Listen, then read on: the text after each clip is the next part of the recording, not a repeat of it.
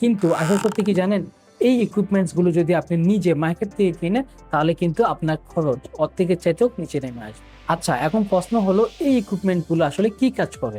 চলুন আমরা একদম সহজ ভাষায় জেনে নিই। অপটিক্যাল ফাইবার এটি হলো কাঁচ বা প্লাস্টিকের তৈরি একটি সূক্ষ্ম তার, যার মধ্য দিয়ে আলোর বেগে ইন্টারনেট ডাটা ট্রান্সফার হয়। আপনার বাড়ির পাশে খুঁটি থেকে আপনার ঘর পর্যন্ত ইন্টারনেট কানেকশন টেনে আনতে যেই তার ইউজ করা হয় সেটি হলো অপটিক্যাল ফাইবার। এরপর হচ্ছে অণু। অণু মূলত অপটিক্যাল ফাইবার দিয়ে আসা আলোর রশ্মিকে ডিজিটাল ডাটায় কনভার্ট করার একটি মেশিন। তাই ইন্টারনেটকে ব্যবহারযোগ্য করতে মাঝখানে এই অণু ইউজ করা হয়। এখন আসি প্যাচকোড।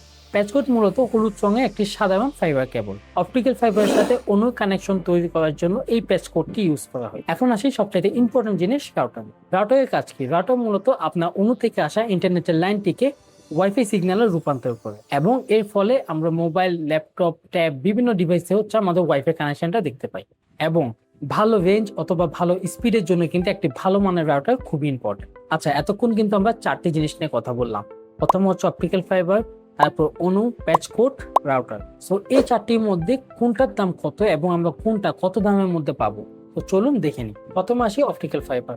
আমরা যদি মার্কেট থেকে অপটিক্যাল ফাইবার কিনতে চাই তাহলে 100 থেকে 200 মিটার ড্রপ কেবল 300 থেকে 600 টাকার মধ্যে পেয়ে যাব। এবং আপনি যদি 1 মিটার হিসাব করেন তাহলে 1 মিটার আমরা 10 থেকে 15 টাকার মধ্যে খুব সহজেই পেয়ে যাব। এরপর 2 নম্বর আসি অণুতে। প্রোভাইডার